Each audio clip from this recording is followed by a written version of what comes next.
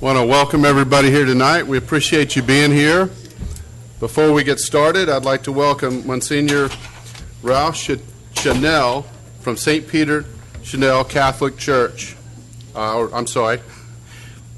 Monsignor Peter Rao from St. Peter Chanel Catholic Church in Roswell to lead us in our invocation.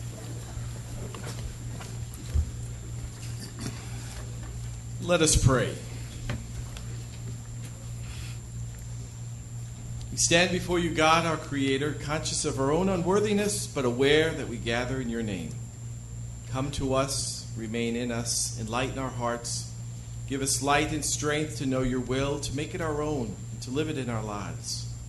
Guide us by your wisdom, support us by your power, for you are our God, sharing the glory of Father and Son. You desire justice for all, enable us to uphold the rights of others. Do not allow us to be misled by ignorance or corrupted by fear or favor. Unite us to yourself in the bond of love and keep us faithful in all that is true.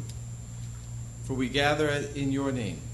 May we temper justice with love so that all our decisions may be pleasing to you and earn the reward promised to the good and faithful servants. Watch over all who serve and protect this beautiful city of Milton. Look with love on your servant, Richard Bishop Jr., whom you call to yourself.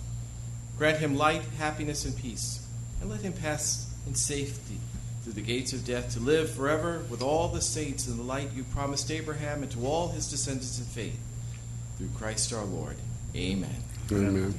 Thank you, Monsignor, for being here. Okay, I'd like to call the regular meeting of the Milton City Council for Monday, April 11th, 2016 to order. And if the city clerk will please call roll and make general announcements. Good evening, Mayor and Council. I'll be happy to call roll for the April 11th, 2016 regular meeting. I would like to remind those in attendance to please silence all cell phones at this time. Those attending the meeting who would like to provide public comment either during a public hearing or during the call for public comment, you are required to complete a public comment card prior to speaking on the item. There is no public comment for consent agenda items or items under first presentation. Those called to speak will be taken in the order that the speaker cards are received by the city clerk prior to the beginning of tonight's meeting. All speakers will identify themselves by name, address, and organization if applicable. The City Council may allow public comment on either an agenda item or general public comment from a representative of such an organized group or association, provided that the individual shall file a notarized affidavit that they have the authority to speak on behalf of said organization on a form provided by the city clerk prior to the agenda item being called. Demonstration of any sort within the chamber is prohibited, so please refrain from any applause, cheering, booing, outbursts, or dialogue with any person speaking. Please show the same respect to the person speaking that you will expect to receive yourself. Anyone in violation will be asked to leave. As I call roll this evening, please confirm your attendance. Mayor Joe Lockwood. Here. Councilmember Karen Thurman. Here. Councilmember Matt Coombs. Here. Councilmember Bill Luss. Here. Councilmember Bert Hewitt. Here. Councilmember Joe Longoria. Here. Councilmember Rick Morrick. Here. This evening, we are honored to have the Sons of the American Revolution lead us in the Pledge of Allegiance. And if we could hold on 1 second until we get through security here.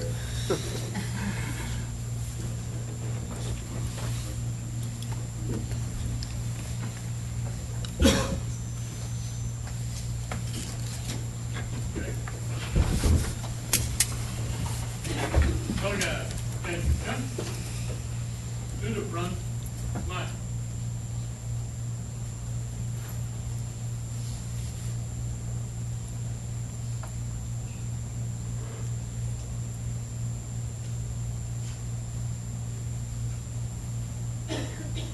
Ready? Halt. To the right. Face. And salute.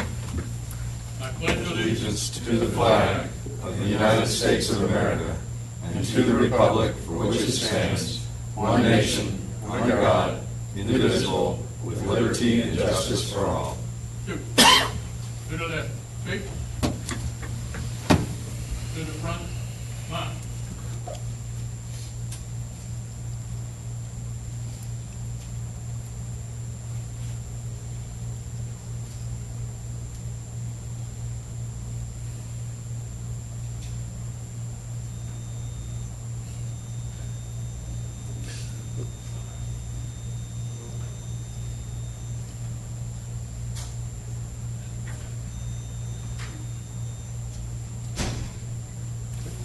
Thank you.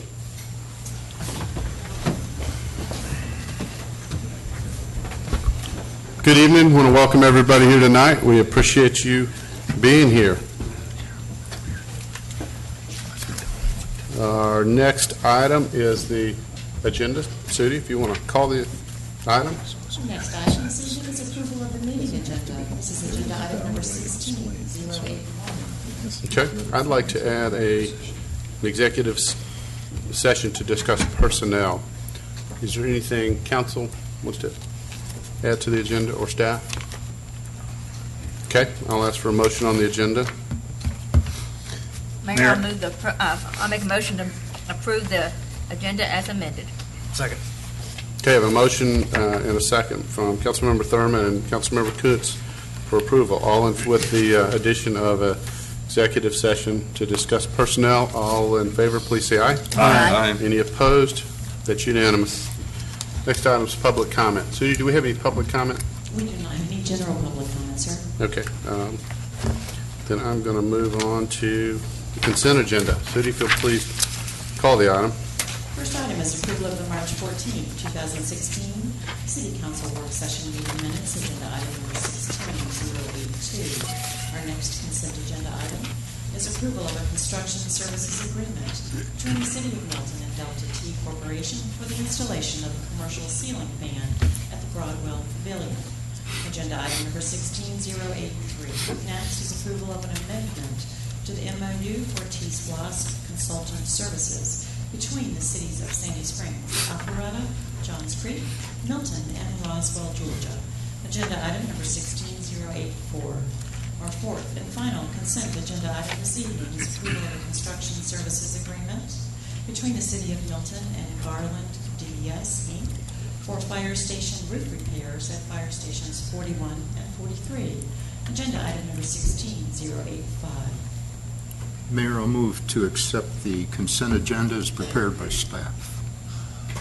Second. We have a motion and a second for approval of the agenda. All in favor, please say aye. Aye. That's, any opposed? That's unanimous.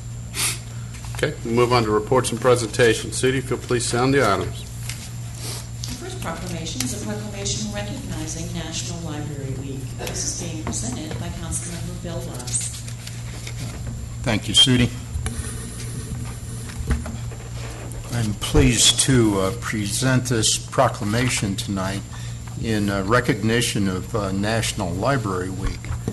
And here to accept the proclamation is the branch manager from our new Milton Library, Kimberly Snotty George, and several of her staff, Benita McZorn, Julia Paget, Leanne Wagner, Vincent Thorpe, and Emma Crateman. Also, in conjunction with this proclamation, I'd like to recognize a support organization. It's called the Friends of the Milton Library. And we have representatives here tonight from that organization, and like to recognize Kim Gauger, who's co-president, Mercy Vanell, Bob Myers, our own Karen Thurman, and myself.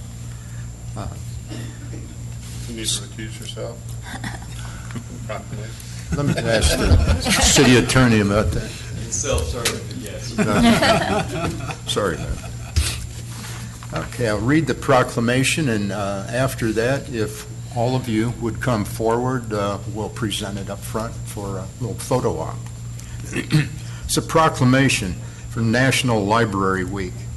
Whereas libraries are the heart of their communities, campuses, and schools, and whereas librarians work tirelessly to meet the changing needs of their communities, from providing linguistically diverse literature and life skill classes to bringing services outside of library walls. And whereas libraries and librarians bring together community members to enrich and shape the community and address local issues. And whereas librarians are trained, tech-savvy professionals providing technological training and access to downloadable content like ebooks. And whereas libraries offer programs to meet community needs by providing residents with resume writing classes, homework help, which I could have used, financial planning services to teens applying for student loans, as well as retirement planning for older adults. And whereas libraries continuously grow and evolve in how they provide for the needs of every member of their communities. And whereas libraries, librarians, library workers, and supporters across America are celebrating National Library Week. Now, therefore, we, the Mayor and City Council of the City of Milton, hereby recognize National Library Week, April 10th through 16th, and encourage all of our citizens to visit the Milton Library this week to take advantage of all of the wonderful library resources that are available. Given under our hand and seal, the City of Milton, Georgia, on this, the 11th day of April 2016. And maybe as a further comment, the function of the Friends of the Milton Library is to collect used books, and all of the proceeds derived from those sales go towards providing financial resources for the unfunded programs at the library. So if y'all would come down.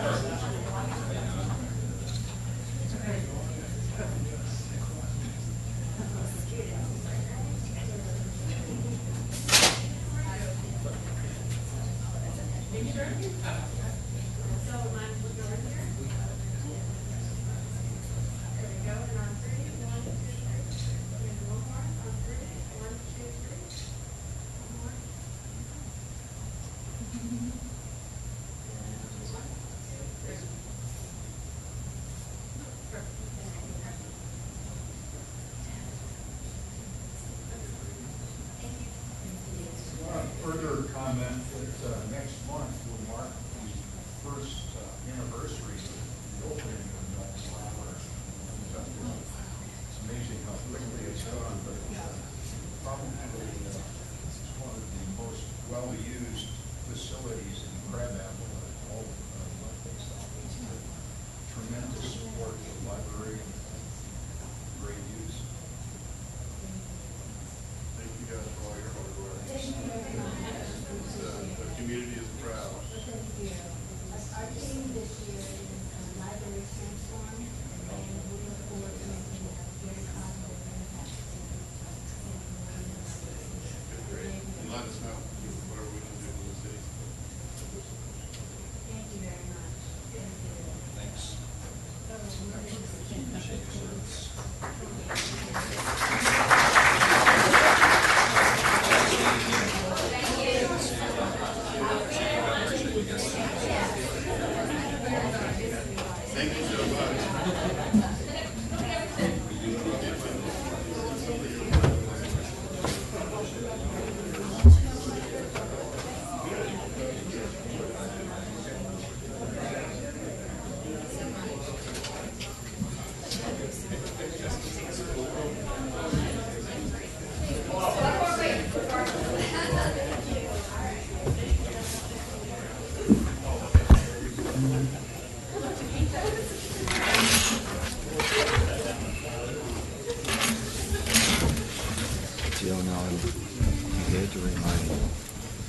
All right, Sudi, if you wouldn't mind calling the next item. Next item is a proclamation. Support of extension of the special 1% sales tax for educational purposes. This is being presented by Mayor Joe Rockley. Okay, and tonight, and we're honored here to have David Knotts and Rob Anderson here with Fulton County. I don't think our elected official Katie Reeves was able to make it tonight, but we certainly appreciate all of your support and all that. And as I have to, we love hearing about the quality of life in Milton and how everybody wants to move here and how great it is, but we always got to give credit. A big part of that is because of our school system. So that definitely helps our whole community and is a big part of it. And so we appreciate everything that you guys do and all of all the folks at Fulton County School Board and school system. So I'm proud to issue this proclamation. Tonight, I have a proclamation in support of the extension of the special 1% sales tax for educational purposes. Whereas education is essential for the well-being and development of the children of Milton and Fulton County, and whereas a well-educated population benefits all citizens and contributes to the economic prosperity and cultural and social development of such citizens, and whereas the Fulton County Board of Education unanimously adopted a resolution that will ask voters to approve the extension of the existing 5-year education plan sales tax, and whereas most commonly called SPLOST, or Special Purpose Local Option Sales Tax, the 1 penny sales tax is expected to raise $976,300,000 for Fulton County school improvements over a 5-year period, 2017 to 2022. And whereas these improvements translate to new or replacement of schools and to support the district's personalized learning initiatives, and whereas school systems such as Fulton County have placed SPLOST referendum since 1996 on the ballot so voters can have more choices in how school improvements are funded. Whereas SPLOST is a pay-as-you-go tax and the burden of paying the tax is shared by all retail consumers. And whereas, if passed by the voters on May 24, 2016, would provide for new construction, school renovations or modification projects, technology enhancements, furniture and equipment, capital seed fund, safety and security, transportation, and debt services.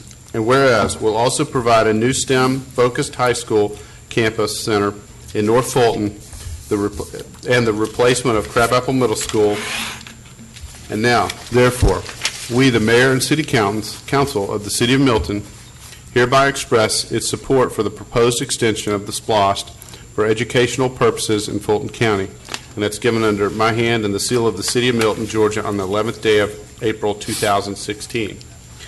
And David and Rob, if you guys would join us, and as well as the council. And if there's anybody else representing the Fulton County School Board, please step forward.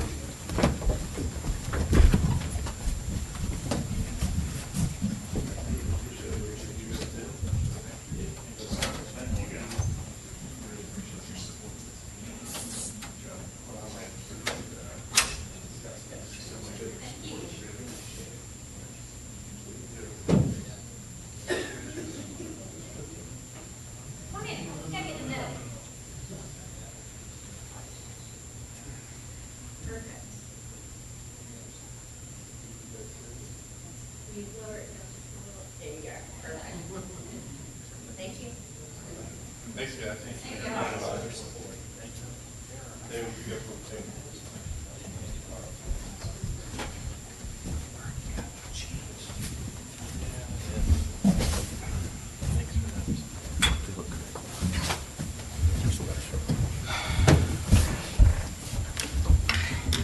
Okay, Sudi, if you'll please call the next item. Next item is a presentation of the comprehensive transportation master plan. This is being presented by Mr. Carter Lucas. And before Carter gets started, as you guys, I'm sure everybody knows, we, all the mayors and county commissioners and folks met and have tentatively agreed in theory or concept to work together on the T-SPLOST, and obviously that depends on this this presentation and approval from the council on this list, but we'll go together with all the other cities and hopefully all work out. Give the voters a chance to make the decision. And I will have a quick T-Splosh reminder in my staff report coming up. But tonight I'll turn this over pretty quickly to Christina Pastor. She's with Kimley Horn. She's here tonight to kind of go through an update on where we are with the transportation master planning update. So I will let her have it. Thank you very much, Carter, and thank you very much, Mayor and Council. Well, I'm very excited to be here again, and this is a little bit of a separate effort than the T-Splosh effort, but there's definitely a lot of opportunity for hand-in-hand coordination between these two. So hopefully we'll not bore you with a ton of detail tonight, but did want to give you an update on where we are on the Comprehensive Transportation Plan update. So just a reminder again as to where we are. This is a roughly one-year process. We began back in June, July of last year. And so we have completed all of the inventory of existing conditions and the update to the needs assessment.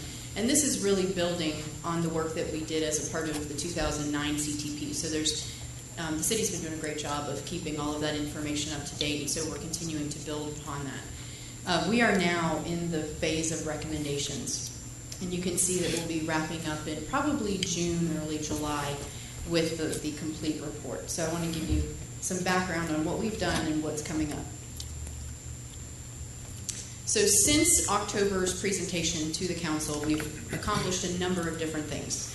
We have completed all of the transportation inventory and completed all of the existing and future transportation needs analysis. So looking at what the needs are today, as well as looking out to the future 25 years from now and assessing what those transportation needs may be. So we've completed that, and we are in the process of wrapping up the document that will be available for public consumption very soon. So that document is very good, a lot of interesting maps and graphics that give you a lot of information.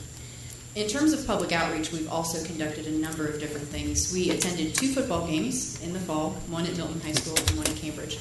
It was a great way to be able to get the word out about the survey efforts that were going on and different things like that. We also conducted 1 public meeting at the Milton Library, and I will say it's really a fabulous space.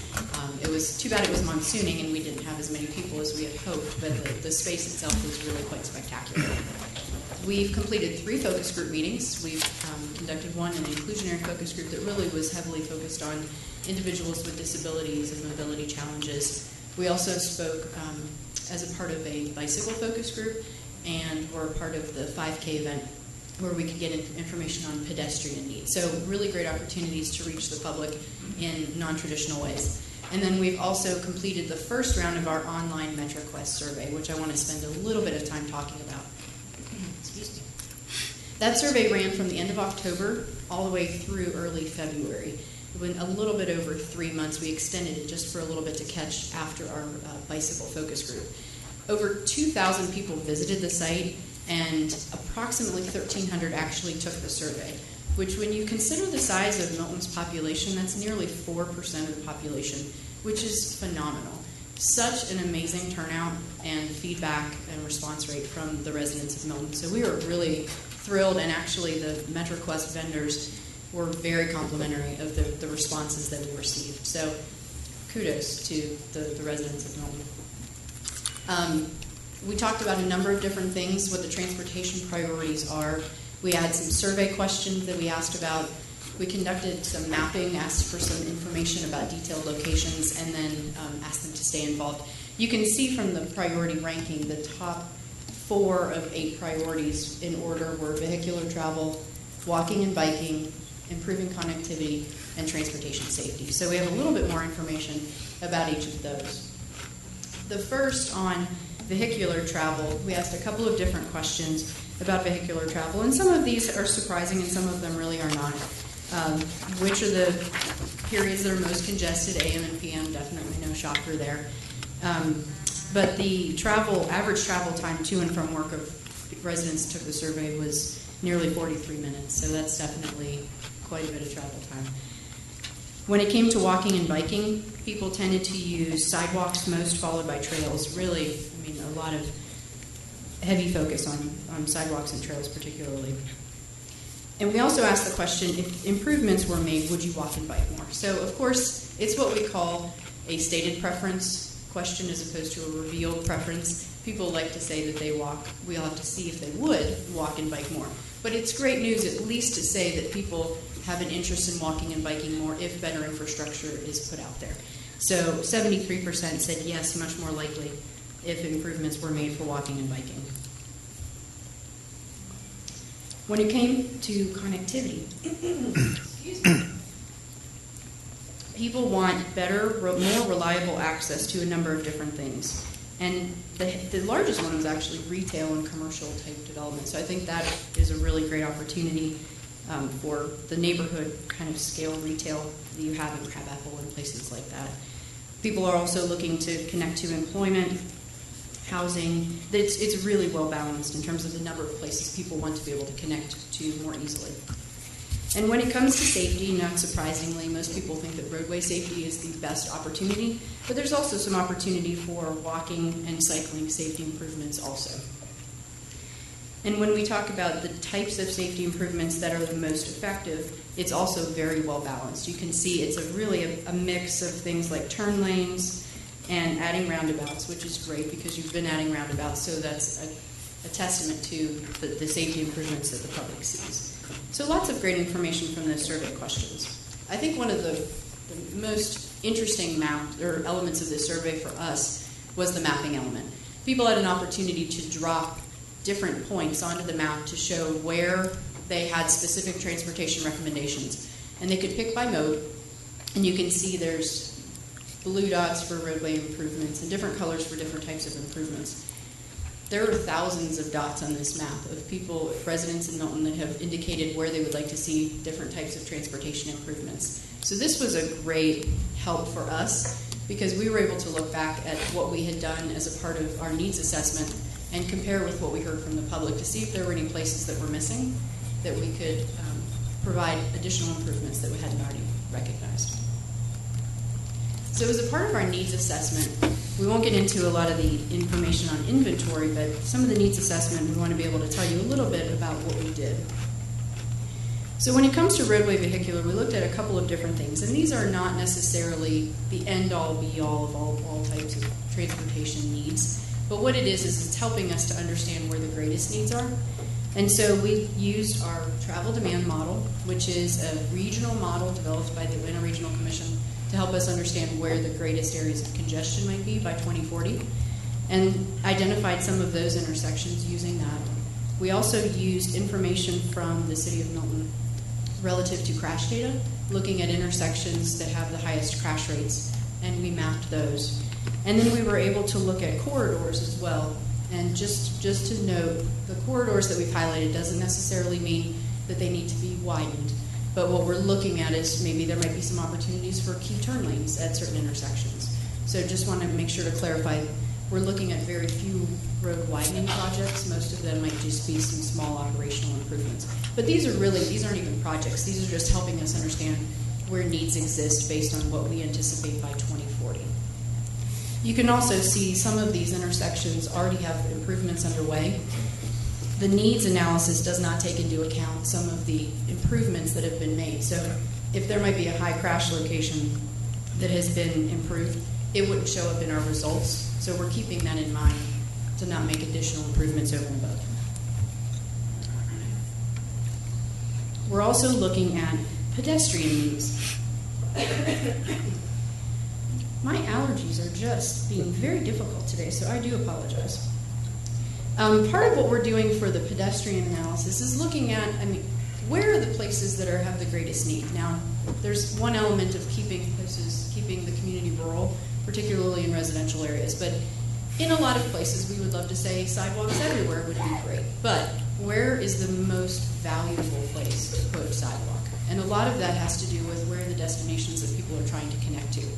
We've looked at activity centers, we've looked at schools, community facilities and resources, and looked within a half a mile of those different areas to consider that those might be some of the places that are a little bit more important for sidewalk connectivity. We also, other commercial areas, as I mentioned, in activity centers. And then it's also interesting to look at where some of those overlap. Are there opportunities to connect between them as well as just within? So that's some of the work that we've been doing relative to the pedestrian efforts. Christine, Yes. while we're on that topic there, do you have an overlay of your sidewalks with the trail system? Yes, the trails are included. It's hard to see, but if under the facility tab, you can see there's both trails and sidewalks. So the trails are shown in green, the sidewalks are shown in orange. It's a lot to process in one slide. So we do have the existing infrastructure there, and then we're also looking at where the gaps are. So we can see what exists today as well as where those gaps exist to help us figure out where we can fill in some gaps. But we looked at the trails both from the pedestrian side and from the bike side. All of these maps will be included in the existing condition needs assessment document, so you can spend a little bit more time taking a look too at what's there. There's a lot of information in these maps. But it's our way to try to bring together all the different pieces of information that we're looking at to determine where those areas are greatest. Bicycle, once again, there's also a lot of information going on in the bicycle map, but there's a couple different things that we did here. We looked at developing a general suitability level. This is mostly for on-road cycling, relative to the Highway Capacity Manual, or HCM, their bicycle level of service. So it's not solely based on that, but a lot of the things that are important in that analysis are what we used for ours. Things like travel speeds, numbers of lanes, volume, presence of trucks. A lot of those types of things factor into suitability for on-road biking. So we looked at that. And as a secondary element, we also did look at roadway grades, although we have discussed that if your options are a high-trafficked, high-speed roadway versus a really hilly road, you're probably going to go with a hilly road just for safety purposes, and it might take you a long time to get somewhere, but it's a little, you feel a little bit safer. And a lot of this also depends on the different level of cyclist, because certain people feel much more comfortable in certain situations than others. So these are just things to help us think about where the bicycle needs are. But what we did was take a look at those things overlapped with each other and looking at places where we already have bike infrastructure to understand where some of those needs might be. And then once again, we looked at connectivity to major activity centers and schools and things like that, and started looking for where those opportunities for connecting between different activity centers and destinations exist. And that's really what you see in terms of the arrows. And it's not just about connecting within Milton, but also where are the opportunities to connect outside of Milton. So connecting into other local cities in Alpharetta and Roswell, particularly over to the Big Creek Greenway. That's been a conversation for many years, and there's a lot of opportunities still to connect into that system and to connect down more into downtown Alpharetta, heading directly south, as well as connecting into Forsyth and Cherokee. Through our bicycle focus group, we had an opportunity to speak with some of the recreational riders, and a lot of the rides that happen all the way through Roswell, Alpharetta, and Milton up into Forsyth County. So lots of opportunities there also for those longer distance rides that are more recreational in nature, but are still an important element of this planning effort. And then the other element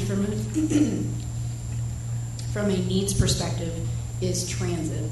And as you know, there's not a lot of transit currently that exists in Milton.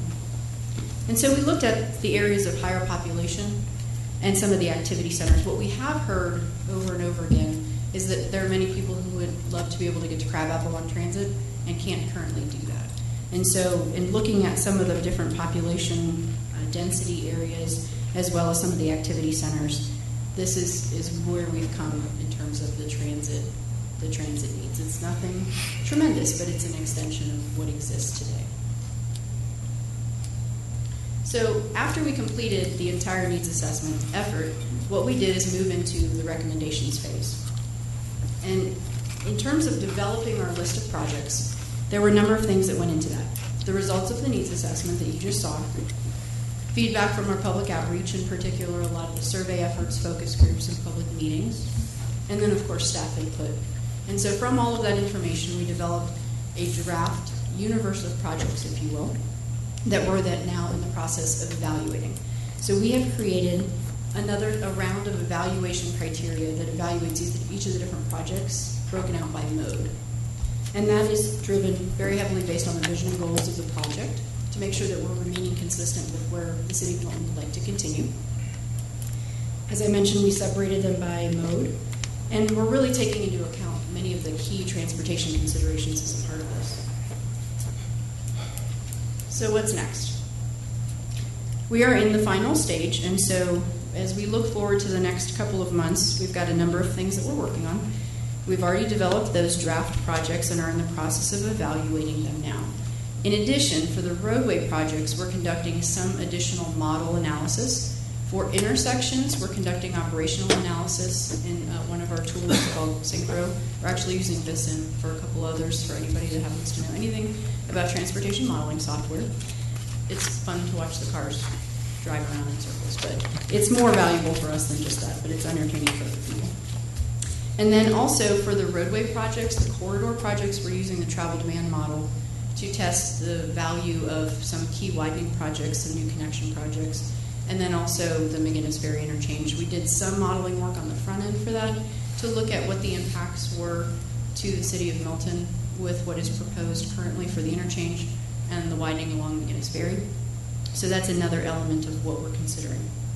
We're going to create a funding plan because we know that it's great to have a huge list of projects, but it means nothing if you can't pay for any of them. So we have to figure out which projects are the most important and constrain them to the funding that is anticipated to be available, which obviously, depending on what happens with the T-SPLOST in November, will have a substantial effect on what can be funded through this plan. And then finally, we have a number of different outreach opportunities. I didn't ask if you took the survey the first time, so I'm going to let you off the hook on that, but there's one more opportunity for you to participate in the survey if you didn't. We have a number of social media updates and website is being updated. We've got 2 events out in the community where we can meet people where they are. On May 7th, we will be at Bell Memorial Park, as well as the Milton Hometown Jubilee. So 2 opportunities to really let people know what's going on. And as we advertise at that point, we will be letting them know about the second round of the MetroQuest survey that will be available in May and early June. And then our final public meeting will take place right here in City Hall on Tuesday, May 10th. So if you didn't get a chance to join us for the first one because it was monsooning, although we did have a couple city council members that did show up, so thank you to them. But there's lots of great opportunities to meet us out on May 7th, to meet us here on May 10th, or to take the survey for one last opportunity to give us your thoughts on which projects you would love to see move forward. Questions? Comments? Nope, I took the survey. Will we be getting a hard copy of this report? I'm sure that we can make that happen. I can send that in. We're in the Sorry final to do it, phase. Okay. Thank you so much. All right, thank you very much. Carter, anything else? No, sir. Man, a few words. All right, City, if you'll please call the most next.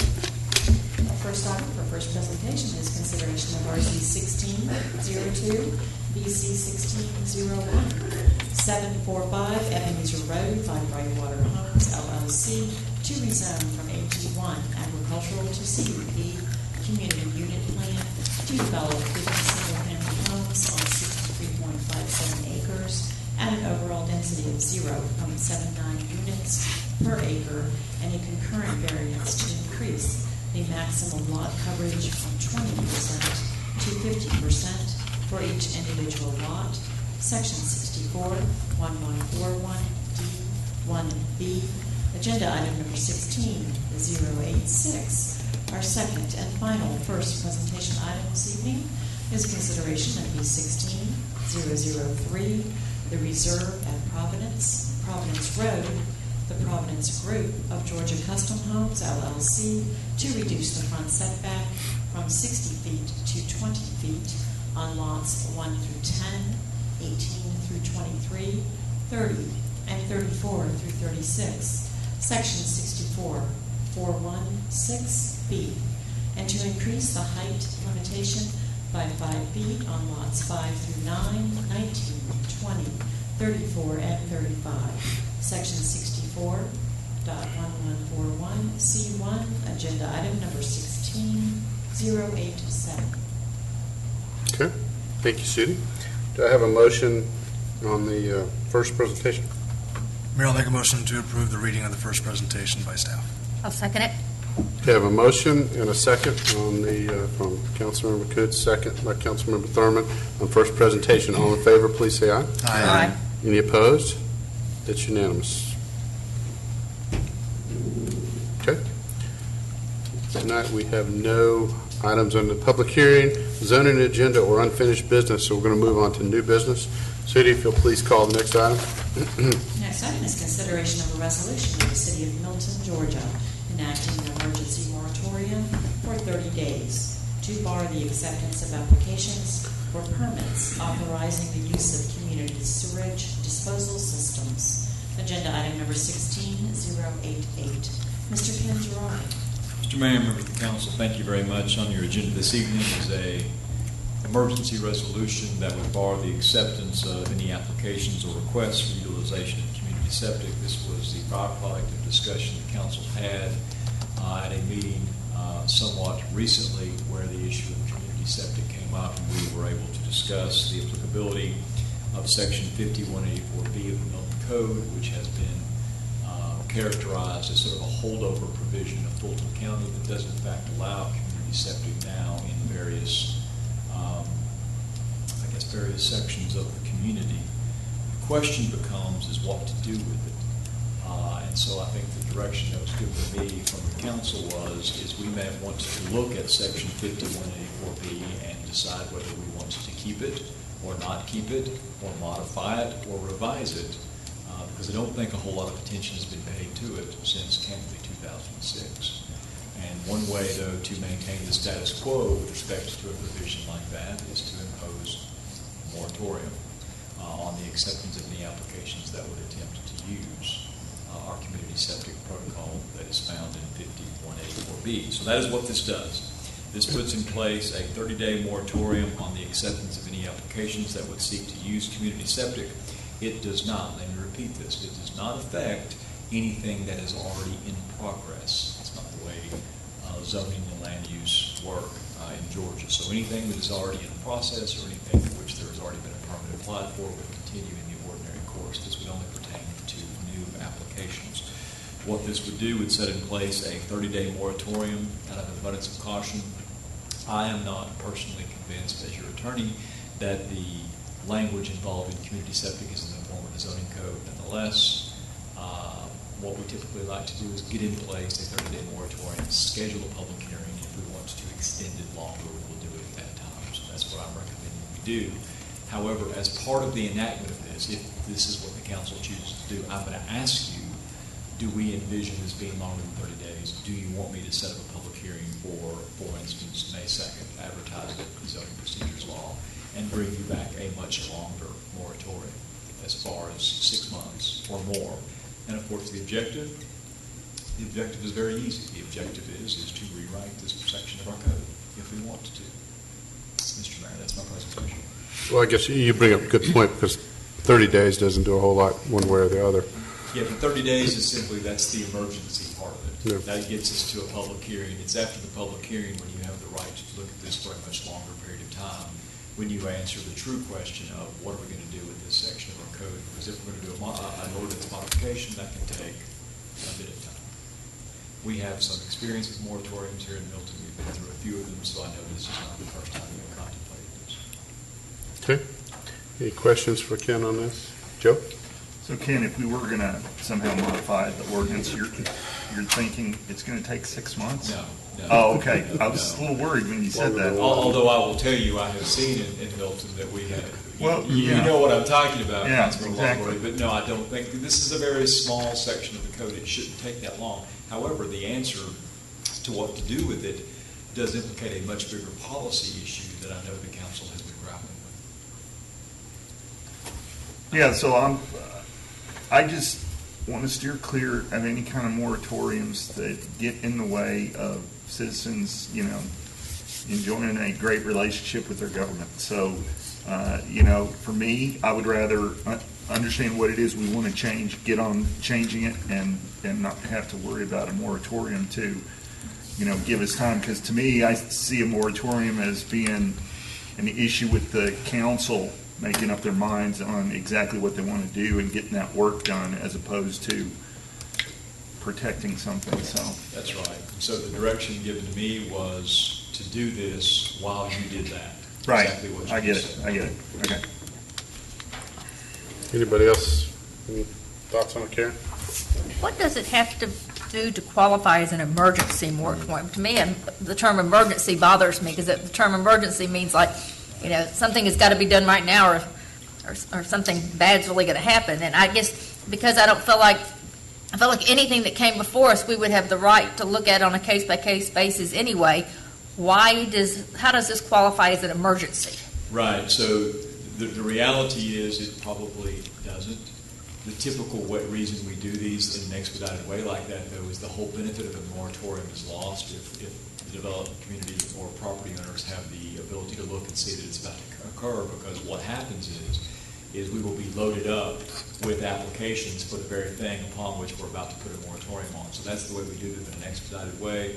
But Councilmember Thurman, to your point, I don't know that there is a huge rush to the city of Milton to bring in applications for community septic systems. So maybe emergency was not the appropriate And even if word. they did, we don't have to approve their plans if they do. So I guess I'm having a hard time understanding how this is an emergency Because situation. It's the difference between having a viable option. This takes community septic off the table as being a viable land use option while the moratorium is in place.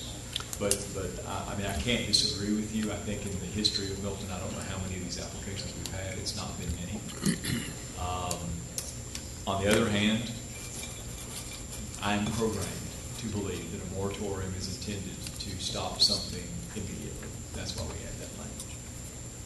Okay, and then, to Ken's point, and previously we've done this because, again, it, tends to, if we're looking at something, possibly changing it, it might spur somebody to, that otherwise, get more applications, just throw something in there just because they're worried about what the change may be or whatever. So it does make sense to at least give you 30 days to kind of sort through it. But well, because in a perfect world, if you said, let's do a moratorium, but you have all the time in the world to put it in place, what I would do would have been to have run the public hearing ads, and we would have done this at the other end of a public hearing. I'm doing this before a public hearing, maybe emergency, maybe expedited. expedited would be a better word. Yeah. As opposed to emergency. Bill, thank you.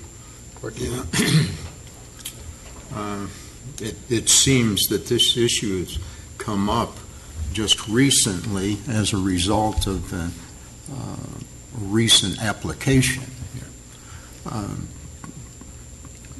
This ordinance has been on the books since December 1st, 2006. Yes. As have the stormwater ordinances, the water supply ordinances, sign ordinance, which we struggled with that for a while. We inherited that, modified it to our own suitability out here in Milton. Here again, I'm not sure. I didn't see the sky falling. I haven't seen lines of developers out here in front of City Hall. I guess the term emergency kind of lends to the hysteria that's going on about what's happening here in Milton. And I guess my question to you, Ken, is can we not proceed in looking at this this part of the code as we have other parts of the code without enacting a moratorium of any sort, whether it's emergency or... Of course. I mean, the answer is, of course, you always have the right to look at a code and keep the existing code in place while you look at it. This was the direction I thought the council had given, simply to preserve the status quo while you thought about it. But If Councilmember Lusk, of course, that is a viable option. Yes. Well, I know when we had our discussion 3 or 4 weeks ago, when we talked about this, there was a request for more data. I believe Rick might have requested that. We wanted to try to get that, so we can, maybe doing a moratorium like this will help us come together and figure out what we want to do. Keep it as is, modify it, or drop it altogether. So then the development community kind of knows what they're getting into when they want to file an application, and so that's why I support it. Trying to get it ironed out and put the pressure on this council to make the decision once and for all, and then move forward so everybody knows where we lay. I agree. And since too that staff is working on getting some information that was requested from council, so that we can make a decision. And again, that to me this is just 30 days is not a make or break for anybody, and it's a safety gap for us. So I support it too. But Joe. Yeah. So right now I would call the emergency, and I would agree that seems like overkill language. But the emergency. That's on me. The council. No. It's okay. I would say it was qualified as emergency because most of the people that were in this room when we brought this up under discussion didn't realize that that's the way the ordinance read. And so there was all of a sudden this mass realization that, community septic can be put in anywhere because we allow it. And so the emergency is, reorganizing our thoughts around the fact that that is the case. Now, the thing that saves us from really having to worry about that on a daily basis is that you can't use community septic for its one of its purposes because zoning is what controls density. And where people would want to use community septic, it's already zoned AG1, or it's zoned something that dictates the density that that the property is going to be used for. So I'm not so concerned about it being. Now, the one corner case that exists for this is somebody who owned an AG1 property that wanted to develop it and wanted to put in community septic, but wasn't going to change any density because he could use community septic on that property without our permission. So to me, this needs to all boil down to us as a council and as a city staff having control over when community septic gets used, if at all. And so to me, the emergency is making sure that we gain control of something that we didn't realize we didn't have control over in the first place. But other than that, I'm not really too worried about the fact that it might be used in some time period. So I think the moratorium, while it's fine to have it, it isn't really the thing that's going to control what goes on. So. Councilman McGorry, you're hitting the nail on the head. We have a situation that we discovered that we have absolutely no regulatory power over. And in the situation you just described, we would have no power over its implementation whatsoever. It didn't defy current zoning. So I think we were tasked with looking at a few scenarios and then coming back with some information. Additionally, I think it's now going to come before the council to make a determination as to what we're going to allow and how we're going to regulate it, if at all. And that was the concern. Yep. Okay. Anybody else? Joe. Yeah. Well, my thought on that process, obviously, is if anybody comes before us with a community septic system in a CUP process, which is what we currently are facing right now, we have, as you said when you asked me the question, if someone were to come before us with a community septic that the council decided we didn't want to vote for, we said specifically at that point in time that we could say that based on safety of that information, that application, that we could deny any plan based on community septic if we don't like it, even though the law states that it is allowed per se, correct? I think it's going to be wrapped up in the land use element, but I don't think the council has lost all of its discretion in deciding what is best. Exactly. So my point on this, if we're going to do a moratorium, I think that this is a request of our doing this because we can have the legislation done at the time of the CUP brought before us, and I think our staff can make reasonable assertions about how to handle the monitoring of these systems based on the technology that's available. I don't think we need to legislate that. But if legislation is required, then we can do it at the time of approval of a CUP if that is what is brought before us, right? I mean, I think it's actually foolish for us to try to think ahead of time about what we're going to do for plans that are coming before us. That is a CUP that we may not even know what they're bringing before us. So, I think it's a redundancy that we're doing as a knee-jerk reaction based off of some thoughts in the community that I mean, obviously we're a little bit confused about the situation because, as Joe Longoria said, we're surprised about what was in our own laws that have been there for 10 years. I think that as a staff and as a city we can manage through this process, but I don't think a knee-jerk reaction is going to do anybody well. I think we should watch this as it comes before us, and the passage of this moratorium may not be in the best interest of what we're trying to do, because then it may only cause further confusion for anybody trying to come before us, because, I mean, heck, we don't know the technology as well. Why don't we let the technology come to us, and then we can decide what's good and what's not, versus us trying to think that we know it all and decide that we'll accept certain technology or not. But I think we have to look at each plan and parcel based on what that parcel is. So I'm not concerned about this on my end. I just think that it's not necessarily a great way to go. If I could, Councilman Trench, just very quickly say this. I don't want to get involved in the policy discussion about the appropriateness of the moratorium, but I will say from the ordinance language, if the ordinance language is going to remain, I might still recommend some modifications to it. I mean, it's got some sort of clunky provisions looking down to Fulton County departments to see whether they sign off on it. And of course, if it's over a certain capacity per day, 10,000 or above, they're looking to state EPD versus their own regulations. Sure. I mean, if we're going to embrace that, there are probably ways that would even make everybody's job easier from the standpoint of implementing it without necessarily getting into what you're concerned about is why would we be calling ahead of time the technology or the particular solution when in fact the market may bring a solution that's the optimal solution. I still think maybe look at the language ought to make some sense, irrespective of what they're doing. But does looking at the language require a moratorium to stop that? Councilmember Luster, or I've answered, yeah. I mean, we obviously have the right to look at ordinances without a moratorium. Moratoriums do a specific thing, just think status quo. They maintain. Well, that's not true. No, That because changes status quo. yeah. They change the status quo. They lock down and take that off the table as a viable option while the moratorium is in place. Good. Burke?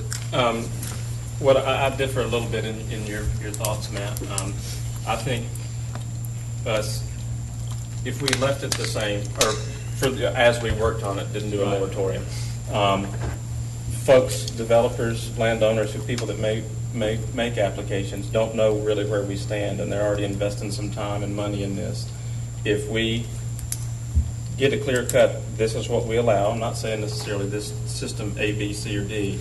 This is what we allow. This is what we don't allow. At least folks know what to expect coming down the pipe, and that's why I would like to try to make this clear, not confuse anybody, make it clear, quote unquote line in the sand, and everybody knows where we are, and we move on. I think too, Ken, one of the concerns has been, and whether from all sides, whether you support community septic or not, is a concern of who's responsible if it does fail. And, there's been a bunch of questions from council members on some, wanting some feedback on some technology and information. So, I think that's something right there that we need to work on too, because again, as to Joe's point, if somebody by right, decides to put one in now and does, and they do, and then it does fail, where do we go from there? So, I obviously agree with Bert that I think we need to kind of, tile this stuff up, and maybe a moratorium pushes us to do that. But as I said, 30 days, I don't think, it'll at least get us in the direction to have a public hearing and have folks speak and, everybody look at what they think is the right thing to do. So. Yeah, and I want to also add that in addition to having a clear statement to the development community in terms of what our intentions are, or the fact that we're considering changing the ordinances is probably a better way of putting that. I mean, there's a huge group of citizens that are, concerned about this. And so even though the chance of it being used inappropriately is very, very small, I think we're doing our job to make sure that no action can be taken until we get a better handle on what needs to be done. So I think the moratorium is a good idea. Now, I'm not going to support it more than 30 days. So, Ken, if you can get something going by then, great. If not, it'll just have to come when it comes, because we've stepped into this too many times and extended too many moratoriums too many times. So I'm not The only in favor thing on of that, obviously, Ken can clarify that, but, the 30 days is just to get the process. Right. No, I get it. I get it. So, yeah, I don't think we're going to have a resolution in 30 days. The only thing I could say in response to that as well, and just the other side, the opposing point of view, is that there are residents that I hear from on a regular basis that are concerned about the development, the way it's happening up in our neck of the woods. And, if we put a moratorium on that, then it depends on anybody that wants to sell a piece of land. It's automatically going to become an AG1 property. That there are citizens that are concerned about that. Just the other side of the argument. 30 days may not kill anybody, may not, but we had another development go up this past weekend getting started on that, and that's what happens. So there's emotion on both sides of what's going on, and coming to a conclusion for it. My thought process on this, though, might be that staff, I think, is intelligent enough and works hard enough, and Carter's good enough, and that they can come up with some ideas about what's acceptable, what's not, and make a recommendation to us, as they do all the other time, without having to pass moratoriums on anything that comes before us. I think we've weathered things before. We've done bold leadership before, as is the basis of our core values that you see in front of you here. And just my thoughts on this, I think that it's important that we, as we go through this, we make decisions. Of course, the council will make the vote tonight, but it's, this is a highly controversial issue. We all know that. But I think it's something that, requires vision and honest discussion and debate. And that's what we're doing. Sure. Bill? And Karen? I think we may have lost our focus on our vision here. And if there's ever a need for an emergency moratorium, I think it's on some of the issues that we're discussing or Planning Commission is studying right now. It's a rural viewshed as it relates to entrances to new subdivisions. And this moratorium on wastewater treatment is not going to have any impact on, like Matt's saying, development of a typical AG1 subdivision up here. And we've seen them begin development here since the first of the year. One major one up on Thompson Road. And we're dealing with the old design guidelines of curb and gutter and sidewalks that go to nowhere, monumental entrances. That's where I think the emergency lies. We're trying to preserve this rural viewshed and the rural character of the area, and in the meantime, we're getting all of these new subdivisions up here that are actually destroying that viewshed or that character that we had a vision for 9-10 years ago. So I think we're placing the emphasis on the wrong area here. I think we ought to expedite whatever decision that's coming out of the Planning Commission. I understand that particular issue is supposed to come forth at our May meeting, but which in that particular issue there has been delayed already 3 months. We're supposed to have had resolution from the Planning Commission in February. And now we're talking about putting a moratorium on wastewater treatment. Well, let's deal with the issues that are already on the table here and maintain the vision that we've had. Wastewater treatment systems are not going to violate the vision that we've had here for the last 10 years. Let's put the emphasis on the right issue. I would agree with Bill in the sense that, this is just one issue. I won't say it's a small issue, but there are, some of the things Bill brought up, and moving forward with our bond and other conservation measures, it's all very, very important. So to Bill's point, we've got to push all of that. Sure. But Karen, I think you had something.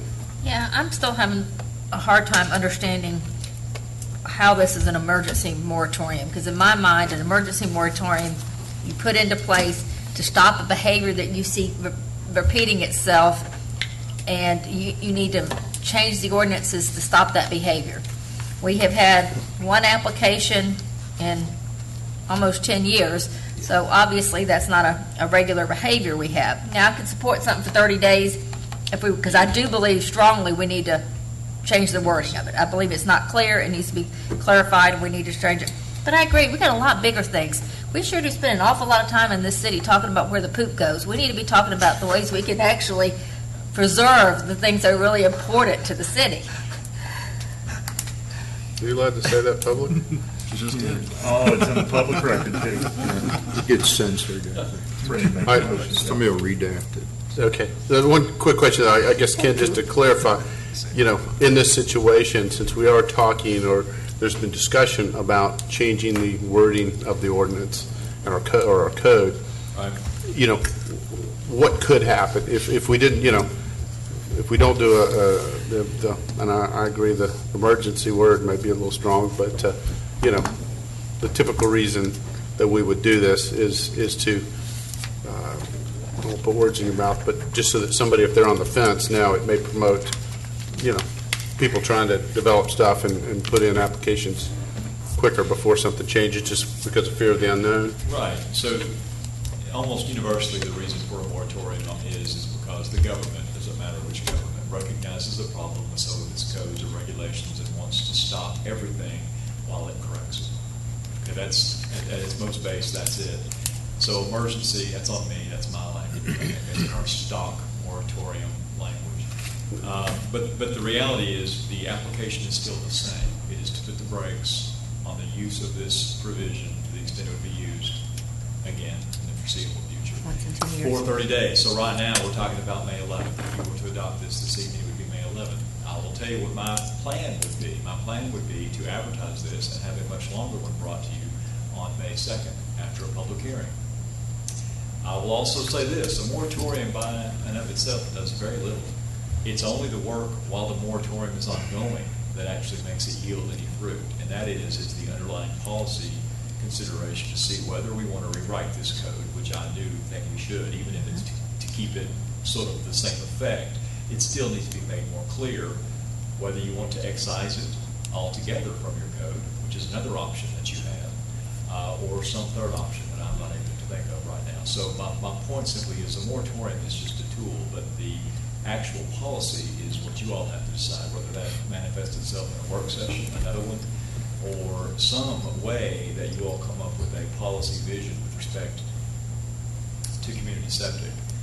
Councilmember Longoria, there's very little chance that we're going to have a solution to this by May 11th from the standpoint of, we could be 60, 90, 120 days out before we're able to modify the code. Maybe not that far, but you get the idea. If we have it for 30 days and then just stop it and have a public hearing and don't extend the moratorium any further, I don't know what we accomplished with that. Well, Ken, the reality is we could have a moratorium in place for 365 days, and if nobody had ever intended of making use of that particular ordinance, that didn't matter either. So the reality is we're only trying to send a message, I think was Bert's words, and I think that's the right action, is to send a good message to the community. Understood. Would it be, acceptable to change the emergency moratorium to temporary moratorium? This moratorium. Removing the word emergency altogether, as if it had never been uttered. It's just a moratorium. All right, Matt. Well, Rick wants to go ahead. Yeah, I guess I was one I know a couple meetings ago that said I'd like to, we heard so much bantering back and forth about community septic without any facts. And that's when I said I would like to hear more facts on what they actually do. How do they work? How effective are they? We know in some cases they didn't work. You can build anything that doesn't work. The question is, how well do they work when they're done right? And if we're going to consider having them here, what would be the restrictions, that we would require. That's kind of where I came from initially. I guess right now, what I'm trying to figure out is what are we trying to do with the moratorium? Is it really just the 30 days to send a signal, and then staff's going to work on this? And what do we really want to accomplish? What direction are we going? That's my question. I think the direction, and Matt, the direction is, number one, do we want to look at our ordinance and our code and change it?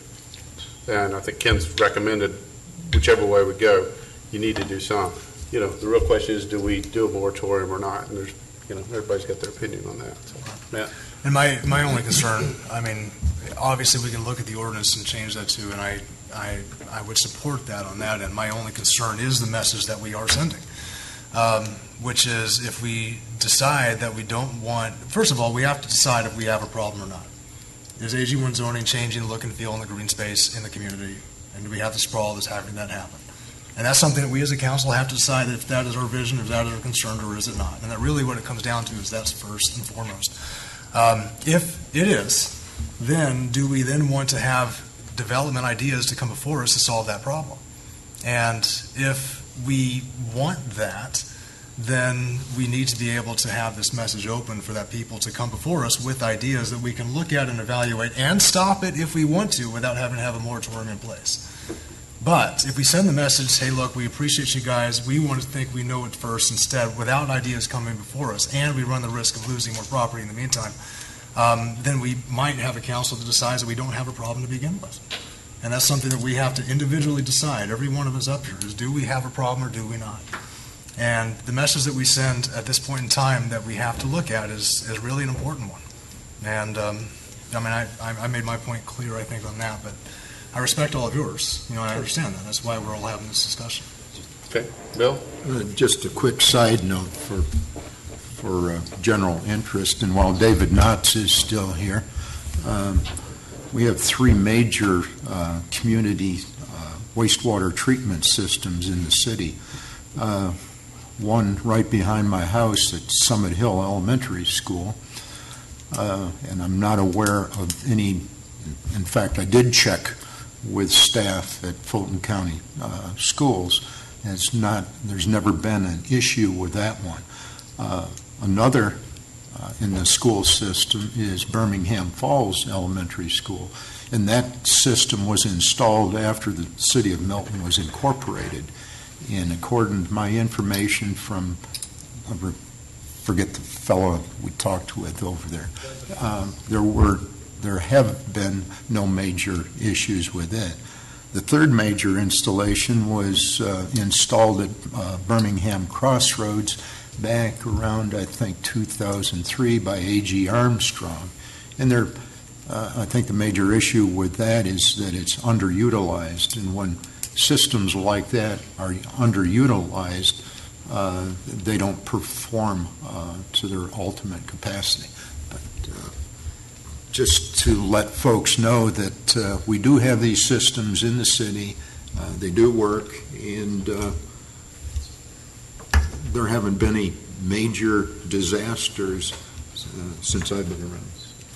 Okay. Then Can I call for the question? Then I'd like to move forward because on this agenda item. Yeah. Mayor, I'd like to make a motion to approve a resolution of the City of Milton, Georgia, enacting a moratorium for 30 days to bar the acceptance of applications for permits authorizing the use of community sewage disposal systems, agenda item number 16-088. I'll second. Okay, I have a motion for approval from Councilmember Longoria, second by Councilmember Hewitt. Any discussion? Hearing none, all in favor, please say aye. Aye. Any opposed? Nay. Okay, we've got, 5 support, 2 opposed, Councilmember Lusk and Councilmember Kuntz opposed. Okay, Sudi, if you'll please call the next item.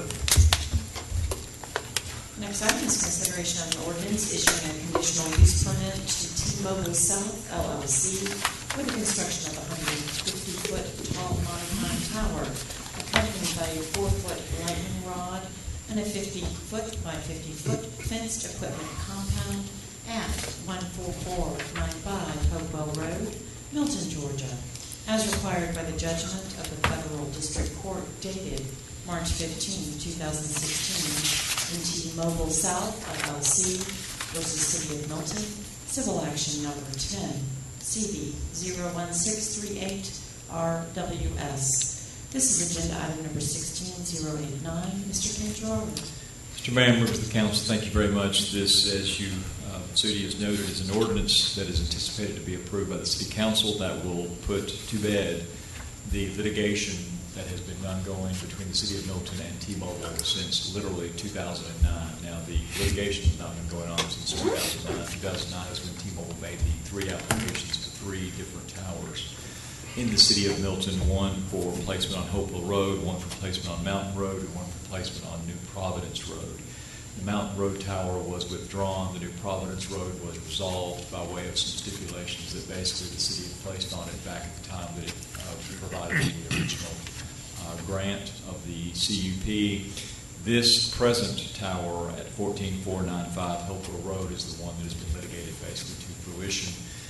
The City of Milton did, in fact, receive an order from the United States District Court that anticipated that we acted improperly in not granting this particular tower. We had that on appeal, and we believed that we had some fairly strong issues on appeal. You may recall one of the issues that we were concerned about was the state of the engineering reports and the propagation studies, wherein we believed that the information that had accompanied the original application did not show any lack of appropriate signal, but of course T-Mobile was arguing, based upon more recent expert analysis about the lack of a signal, and we challenged strongly whether or not that was applicable to use that sort of late information. Having said that, the City of Milton, as was required by the 11th Circuit, mediated the case. We have discussed this in executive session as it is perfectly appropriate to do, but pursuant to the Open Meetings Act, prior to settlement, we have to come out and disclose the terms in the open, which we already have back in March, and in fact held a public hearing on the settlement over and above. This is sort of the end of the line with respect to litigation. This is simply the approval of the actual permit for the tower to be erected. It will be a monopine tower. It will be 150 feet with a 4-foot lightning rod, and it will be at the site of the original application. Council members, it is my respectful recommendation that as part of the fulfillment of the settlement agreement, that the council approve this permit in your agenda packet. Okay. We'll open up for any questions for Ken. Ken. Joe. We really don't have an option here. I mean, it's not, not approving the use permit is akin to us breaching the settlement. Exactly. Mm-hmm. Yes, that is correct. Okay. Okay. Any more? It's pretty cut and dry. Yeah. Thank you for the clarification. Yeah, I just, all right. You're exactly right. If there's no more comments or questions, I'll open up for a motion. Mayor, I move to approve an ordinance issuing a conditional use permit to T-Mobile South LLC for construction of a 150-foot tall monopine tower and everything else there. Agenda item number 16-089. Second. Okay, I have a motion for approval from Councilmember Longoria, second from Councilmember Hewitt. Is there any discussion? Again, I think Joe and Ken made the point. This is probably not something, some people want, and we certainly understand the concerns and feedback on cell towers, but this is kind of a decision that's already been made for us. So, hearing no other, all in favor, please say aye. Aye. Any opposed? That passes unanimous. Okay. We'll move on to reports. I think Councilmember Thurman wants to talk about something. Yeah, last Sunday before last, I was invited to the Istanbul Cultural Center, which is on Highway 9, the southernmost parcel within the city of Milton, to one of their events, and they had asked me to speak about what was going on there. Would like to get more involved in the city. And at the end of the event, they presented me with this beautiful hand-painted plate and vase that I accepted on behalf of the city. And so I would like to just now present it to the city in hopes that we can find a place to put it within our new city hall. But I think it's very pretty. All right. So I don't know who would like this. We'll take care of it. You'll take, okay. I'll leave it right here, good. Very nice little box too, it came in. Really nice. All right. Anybody else have anything you want to bring up? All right, I'll move to staff. Obviously, we've got some reports on our agenda here. Good evening, Mayor and Council. Yes, we do. And just for alternatives, I think you'll find in your packets our vision, mission, and core values. You'll notice when you walk over into the city hall, these actually should be in any city facility. These should be everywhere you go now. They're on the walls, they're on everybody's desks. We're preparing for our strategic planning, which is going to be throughout the week next week. And unfortunately for department heads for at least an hour tomorrow as they have to go through the duration of my presentation. So we're excited to go, and we're preparing for that. So as citywide, we're looking forward to moving forward on your vision and mission. I will roll right into the department updates for police. Dave, would you mind throwing that up? What Dave is doing right now is he's getting onto our city website, obviously. He's going to move on into police and then into the impact program.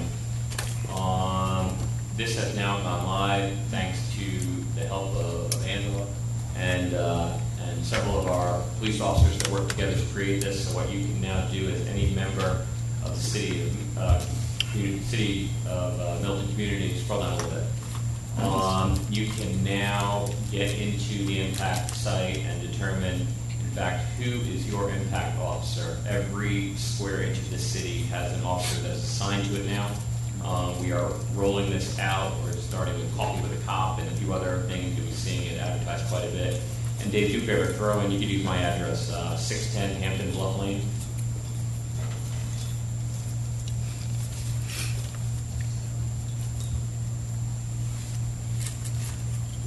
And when you do the search on that, your officer comes up. My officer is Kaylin Mack. Whether that, I don't know if that's good or bad for her. So any non-emergency situations, I would expect that Kaylin would be able to handle it. We're taking the no wrong door approach to this. So whatever our community members may need, whether it's police related or not police related, whether it could be a codes related issue or a tree related issue, whatever it is, it's expected they should be able to reach out to their officers in these non-emergency situations. And our officers will be taking a problem-solving approach, breaking down the silos between whether it be within the police or with police with the other city entities to be able to solve the problem. And so we're excited about this. We're just rolling it out now. We're planning on making a big splash with it over the next 20 months. Any questions? That's good. I think it's a great plan. How many different districts are there? There are 16 districts, each with its own impact officer. Those districts, just as an aside, fall within other zones, so there are actually 4 zones now, and the officers that work within the 4 zones within the district are expected to act as a team to solve issues within the area, because obviously the officers only work 12 hours a day and they're on all the time. So if there's a problem that spans that temporal area, which of course it does, it's expected they'll work together as a team to fix these problems. They've been doing quite a good job of it. I believe they're meeting with Better Together during a meeting right now. Oh, excellent. Really good to hear that. Okay. All right, anybody else? I do want to just throw out a general comment, and Steve, I know you've been just a little over a year, but I just get overwhelmingly the feedback I get on our police department's been is very positive. So thank you guys for everything you do. And, so I've been blessed over the last year. You guys make us proud. Spread the word. Thank you, Mayor. Ready? Go for it. No. Got the timer You don't have ready? any comments on here, so yeah, we're ready. Just a couple quick updates on some projects. As the mayor mentioned earlier, the mayors of the Fulton County cities agreed in principle to move forward with the T-Splosh this fall, T-Splosh vote. And just to clarify that, as everybody knows, it's only to allow, put it on the ballot. So we're not making the decision, we're allowing our citizens to make that decision. That is correct. And as they move forward with the discussion of the IGA MOU language, staff continues to move forward with the development of the project list to support that referendum. Any comments or questions that you have on the information that was passed out a couple of weeks ago? I'd love to get any feedback on that I can. If you'd like to sit down and talk about that, I'd be open to doing that also. The representatives from Kimley Horn, who are doing our transportation plan, are also working on coordination of the list between the North Fulton cities.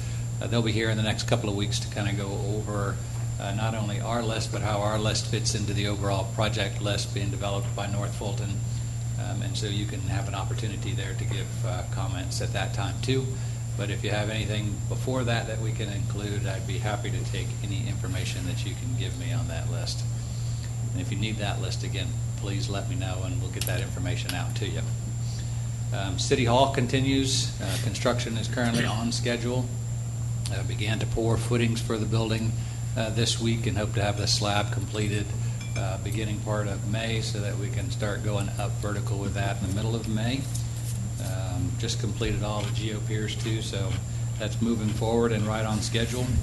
Hopewell Birmingham roundabout, working on two issues up there right now. We've got a water line that is a little shallower than anticipated that we're going to be working on relocating. At the same time, we're moving towards a major transition up there with the lanes, and we are looking at an alternative idea on that transition as we start working on the eastern side of the roundabout. Sarah's come up with an idea to possibly go ahead and get the roundabout or a form of the roundabout in operation to assist in that transition. So we're going through that evaluation while we're also trying to get that water line relocated. So there'll be a little bit of a delay while we go through those and get some pricing on that water line, but that project is still in process. Trail construction. We've got a contract that we're working through right now. We issued a bid to build the trails in front of Hopewell Middle and Cogburn Elementary School, and those go around Cogburn. It goes from the old the Cogburn Road Bridge that we replaced a couple of years ago, up Cogburn, and where Cogburn makes a right-hand 90-degree turn towards Alpharetta and Hopewell and Rhodes Plantation. All of that trail construction is included in this bid, so we're working through with Excelsior Construction, who is the apparent low bid on that particular project, so hopefully bringing that contract to you here in the next couple of weeks so we can get that going over the summer. Also, our stormwater inventory continues.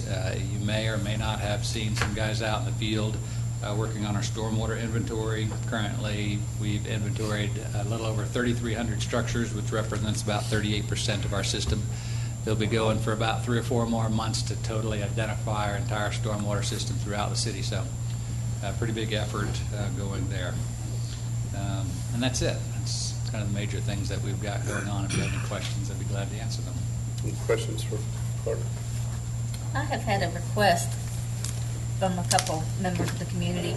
Want to know if there's a way online that we could have, they can notify the city when there's a dead animal that needs to be picked up, because it seems like that's a real common issue, and we probably get a lot of phone calls on dead animals. So is there a button that you can just push and say, come get this deer? There is a report a problem button online. We can take a look at it and make it more prominent. We just add, something on that so people. Yeah, or just, because I mean, that does. Just rename it a whole bunch of different buttons. This is the dead animal on the side of the road button. This is the this button to that button, and they all do the same thing. Yeah. Well, unfortunately, I mean, we do have a lot of dead animals on the side of the road, and a lot of times, I mean, I'll get a phone call, and there's an animal right outside the subdivision. The school bus is getting ready to come, and all the kids are going to be seeing it. Of course, the kids now are pretty used to seeing it, but still, it's. It'd be nice if there was an easy thing you could just not have to put a whole problem thing in, dead deer, this location. We are also beginning to implement a new asset management and work order software program that will help our online capabilities too in the future. So we'll look at that too as we move forward. Okay, no, I agree with that, and I'd be lying if I didn't say that, especially early on, that I didn't have some messages on my home. My wife would check the messages, and there'd be a possum call or something. I'd get those too. Yeah, no, so it'd be really nice if we just didn't have to call you and say, hey. Steve, so I know that there's a certain amount of work that needs to be done in order to gather statistics so that we can report on them in these report sessions. But when I see us more than a month behind on reporting statistics, it usually raises a red flag in my head that we're lacking some kind of automation. And so the fact that our April reports only show February results is a little bit concerning. I know we got tons of work to do, and this isn't necessarily the focus, but this should be one of those things that, a week into the next month, we should be able to push a button and get this information. So I'm a little worried that we can't do that. Partially because of the holiday, but also we don't have the best systems for gathering data. See, I was hoping you weren't going to say that, because It is we've what it spent a is. lot of money on upgrading systems. I mean, Carter just gave an example of another one, and I mean, what are we missing that wouldn't allow us to gather this information easily? A lot of our systems don't speak to one another. We just need to be a little bit more strategic on how we're gathering data. We've got to get away from 1,000 Excel spreadsheets and start automating our systems so when we query things, we get our answers. We're working on that. That doesn't mean we can't have the information you're asking for. Of course we can. But instead of taking X amount of man hours to do it, it's taking X times 2 amount of man hours to do it. And there are ways to get exactly what you're looking for. We just need to make sure that we're making smart investments. Okay.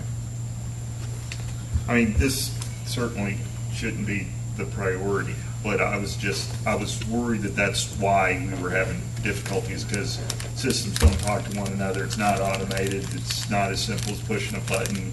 We drive the city on spreadsheets. Those kind of answers are what we need to fix. So.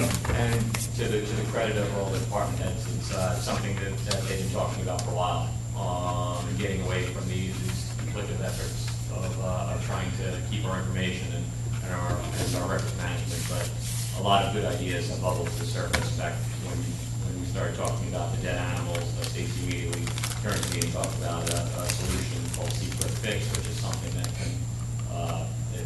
is possibly going to be able to integrate a lot of this information and make us much more transparent.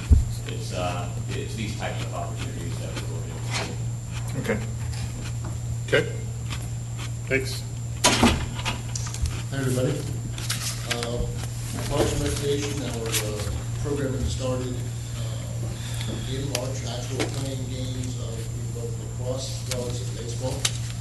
And we successfully blended the use of both artificial turf fields at Bell Memorial Park. We have both boys and girls playing there.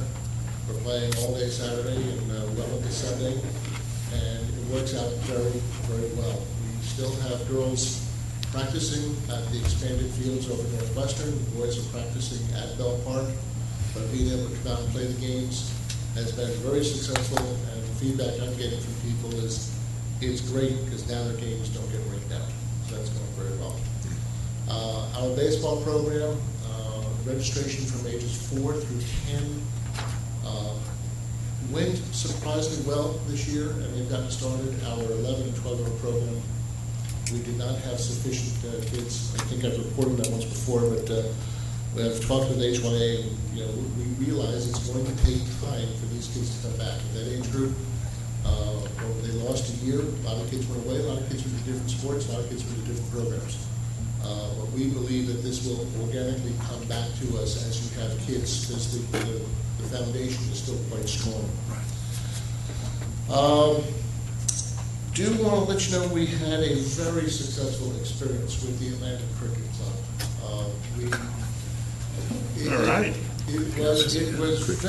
It was a fun tournament. They had 63 games that they held over 4 days at Bell Memorial Park. And we made sure we got pictures of Milton residents who were there, and it was a lot of fun. What was exciting for the Cricket League is this knockout tournament leads to the start of their formal season, and they'll play the next 6 months, and then they finish up with another knockout tournament that's a fundraiser, and for the community that hosts it. The tournament itself was great. There was a lot of fun. I kind of stood out in terms of being there. Everyone recognized me as the director. I was like, how did I ever notice? And finally someone said, Jim, you don't exactly look like an Indian cricket player. And I said, okay. But it was wonderful, and then they had a formal ceremony to kick off the start of the league. And, Mr. Mayor, I want to thank you for coming out there. That was great to have you there, and they had a nice ceremony, a nice plaque for the mayor, and it really made a nice event out of it. 2 more things to report. It's not on the previous report, but City Hall. I'm sorry, sir. Talking to Councilmember Thurman. Okay. We have completed 2 more Eagle Scout projects. At one point, we started earlier this year, we had 12 different projects in action. But we've completed 2 more in the last 2 weeks. One is a young man who's built 3 more benches for us out at Providence Park. We're following a standard pattern so that as we're building benches, they all have the same look and feel. And also just finished up, well, I got the text while I was here, but there is now an arbor swing that is at Bell Memorial Park. It's on the north end of field number 2, to the side of the pavilion. And so as you're walking around, it's nice. And it's really great to have these scouts who are investing in the community. They want to do things to help us in the community. And we're at the point now between Bell Park and Providence, we can get some things going. I've got scouts who are signing up for quarter-mile stretches of trails at Providence Park to work on these trails and help get them renovated, get them going. And my last point, speaking of Providence Park, I also got a confirmation earlier today that the contractor that you folks approved of at one of our last week's signature research they confirmed that they will be meeting me tomorrow at Providence Park to do the investigations of the 3 bridges and also the dock at the lake to see what improvements, if any, need to be done to make them safer for the usage. That's my report. Is there anything else I can help you with? Any other questions for Jim? Thank you, sir. Thank you. Okay, next, Kathy.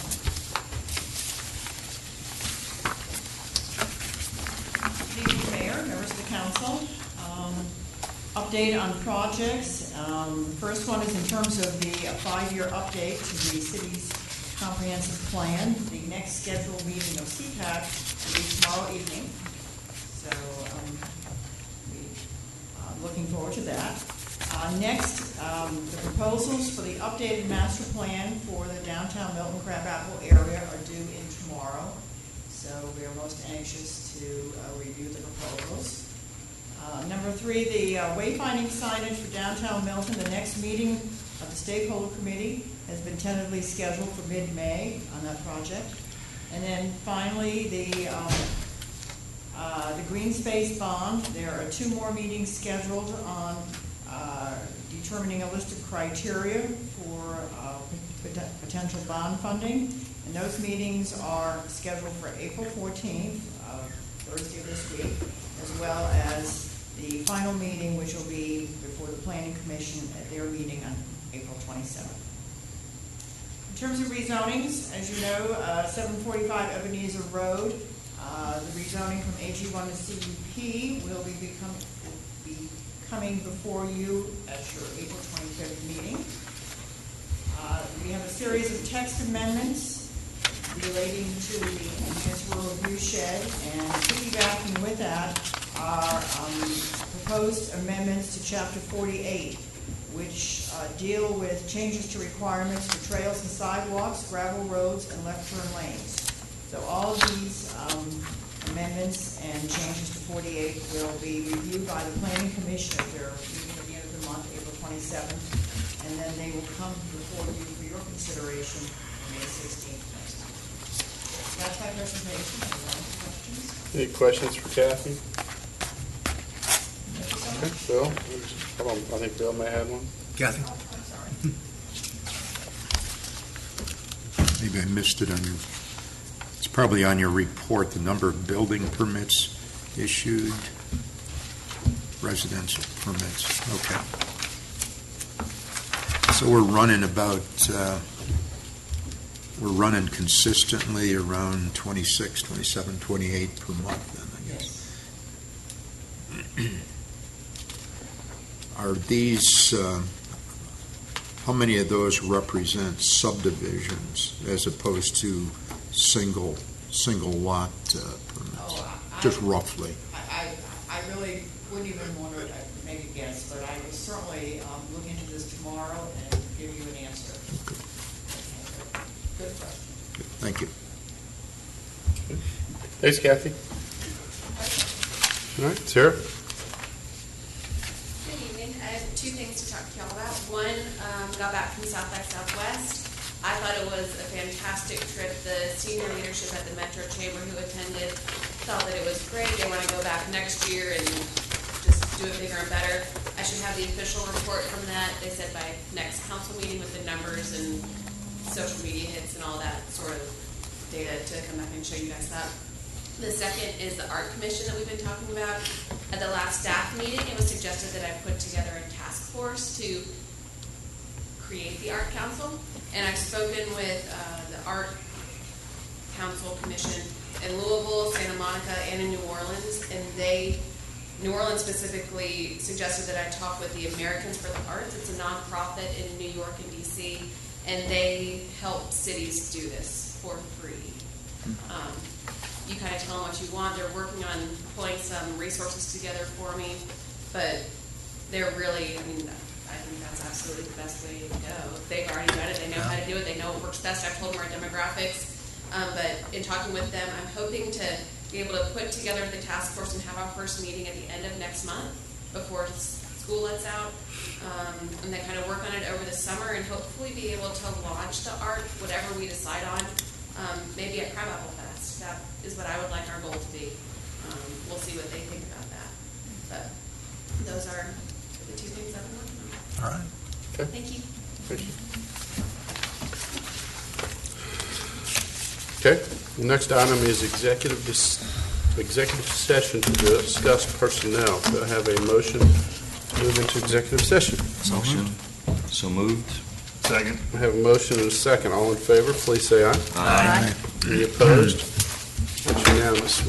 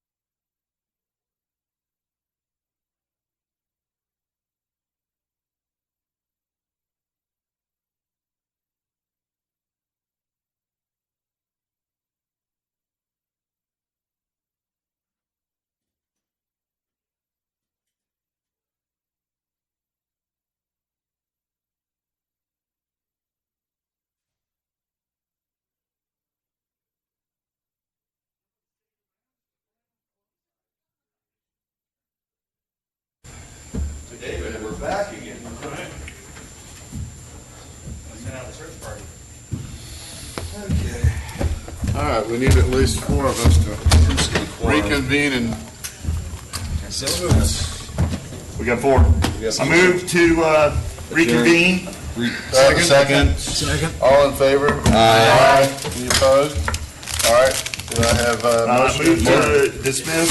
Second. Adjourn. I have a motion, a second to adjourn. All in favor, please say aye. Aye. Any opposed? That's unanimous. Of course not.